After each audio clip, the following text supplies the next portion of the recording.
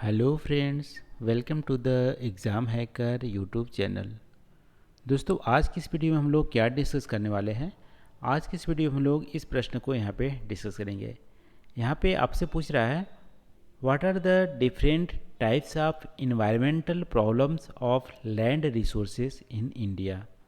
भारत में जो भी हमारे लैंड रिसोर्सेज हैं, भू संसाधन हैं, उसकी क्या क्या पर्यावरणीय समस्या अभी हमारे कितने टाइप की या किस टाइप की पर्यावरणीय समस्या हमें उत्पन्न हो गई है, ये आपसे पूछ रहा है।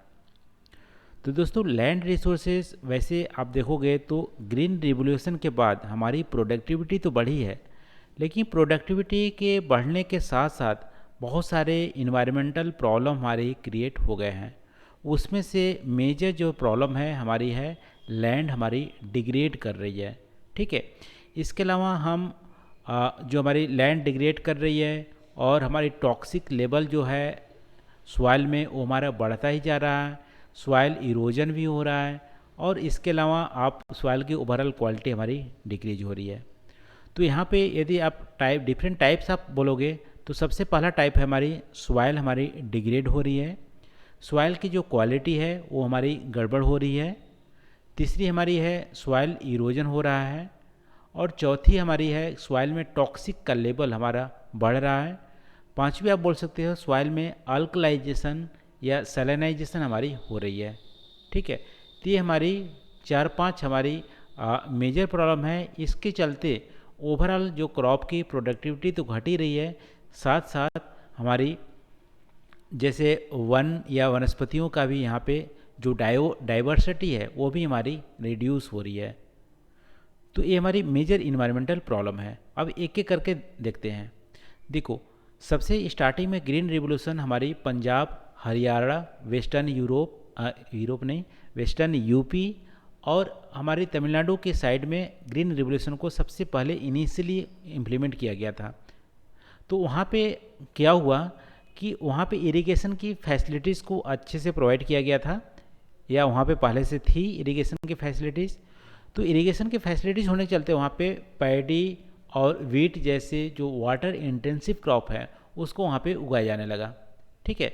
जबकि मान लो देखोगे पंजाब हरियाणा में तो वहाँ पे क्लाइमेट पैडी के लिए वहाँ पे सूटेबल नहीं है। ठीक है, पैडी कल्टीवेशन के लिए सूटेबल नहीं है क्योंकि इतनी ज़्यादा बारिश वहाँ पे नहीं होती है। लेकिन नहर की सुविधा के चलते, इरिगेशन की सुविधा के चलते और सॉइल फर्टाइल होने के चलते और हाई एल्डिंग वैरायटी जो पैडी का है उसके चलते वहाँ पे पैडी की कल्टीवेशन वहाँ पे की जाने लगी।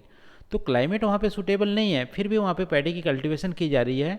तो उसके चलते क्या हो रहा है कि आप मान लो वहाँ पे जो इंसुलेशन ज़्यादा हो रहा है, धूप ज़्यादा हो रही है, आप वहाँ पे पानी खेत में भर दे रहे हैं। ठीक है, बाहर से लाके पानी खेत में भर दे रहे हैं, तो पानी जो है इवोपरेट हो जाएगा। इवोपरेट हो जाएगा तो पानी में थोड़ी बहुत तो साल्ट होती है, सैलिनिटी होती है। तो ओवर टाइम आप देखोगे तो ये जो पानी है इवोपरेट हो जा रहा है और साल्ट यहाँ पे रह जा रहा है। इसके चलते जो सॉइल में साल्ट की मात्रा बढ़ती जा रही है। ठीक है, साल्टी होते जा रहा है। तो वहाँ पे पंजाब हरियाणा में सैलिनाइजेशन की प्रॉब्लम हमारी हो रही है, जो कि लैंड जो रिसोर्स है उसको डिग्रेड कर रही है। ओवरऑल जो वहाँ की फर्टिलिटी है उसको हमारी रिड्यूस कर रही है। ठीक है। इसके अलावा आप बात करेंगे तो हमारी जैसे मोनोक्रॉप, यानी कि एक ही क्रॉप का ग्रो करने की हमारी परंपरा ज़्यादा आ गई है ग्रीन रिवोल्यूशन के बाद। जैसे मान लो साल में सिर्फ शुगर केन ही उगाते हैं या सिर्फ वहाँ पे कॉटन की ही कल्टीवेशन करते हैं। तो कॉटन या शुगर केन मान लो एक ही खेत में एक ही क्रॉप आप उगा रहे हो, हर साल एक ही क्रॉप उगा रहे हो, तो ये जो क्रॉप है उसकी पर्टिकुलर वो न्यूट्रिएंट्स को लेता है उसको ग्रो करने के लिए। तो सॉइल में पर्टिकुलर जो न्यूट्रिएंट्स है वो हमारी ख़त्म हो जाएंगे और अदर न्यूट्रिएंट्स बच जाएंगे। तो पर्टिकुलर न्यूट्रिएंट्स सॉइल में ख़त्म होते जाएंगे तो सॉइल हमारी क्या होगी, इनफर्टाइल होने लगेगी, जो कि हमारी एक इन्वायरमेंटल भी प्रॉब्लम है। तो फर्टिलिटी के लॉस हो रहा है यहाँ पे मोनोक्रॉपिंग उगाने पे।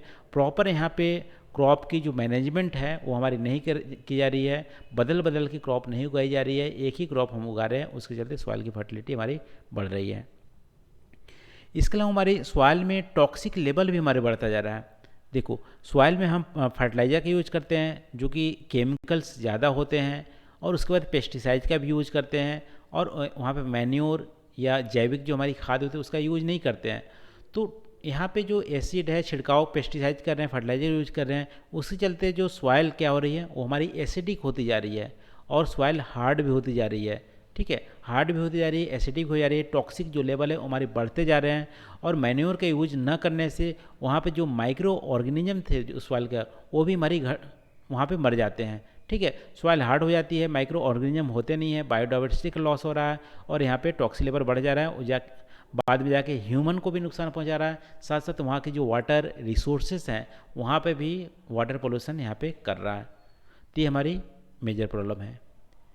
इसके अलावा हमारी जो सॉइल की फर्टिलिटी बढ़ रही है, ओवरऑल सॉइल डिग्रेड हो रहा है, उसके चलते जो हमारी वहाँ की वनस्पति है वो भी हमारी ग्रो नहीं कर रहे हैं। वनस्पति जब नहीं रहेंगी किसी भी मृदा में तो सॉइल इरोजन के लिए वो प्रोन होगा। ठीक है, तो सॉइल इरोजन भी हमारी बढ़ रही है। सॉइल इरोजन बढ़ने का अदर भी कारण है माइनिंग करना। ठीक है, माइनिंग की एक्टिविटीज, डिफॉरेस्टेशन करना और सॉइल को ओपन छोड़ देना, इसके चलते हमारी हमारी सॉइल इरोजन हो रही है और इन्वायरमेंटल प्रॉब्लम हमारी हो रहे हैं। तो ये हमारी मेजर इन्वायरमेंटल प्रॉब्लम हो गए लैंड रिसोर्सेज के संदर्भ में। अब यदि आपसे पूछ जाए कि इसको कैसे दूर किया जा सकता है, तो दूर करने का एक ही उपाय है, सस्टेनेबल प्रैक्टिस। ठीक है, सस्टेनेबल वे में एग्रीकल्चर प्रैक्टिस करना, हमारी इन्वायरमेंटल प्रॉब्लम से हम दूर जा सकते हैं।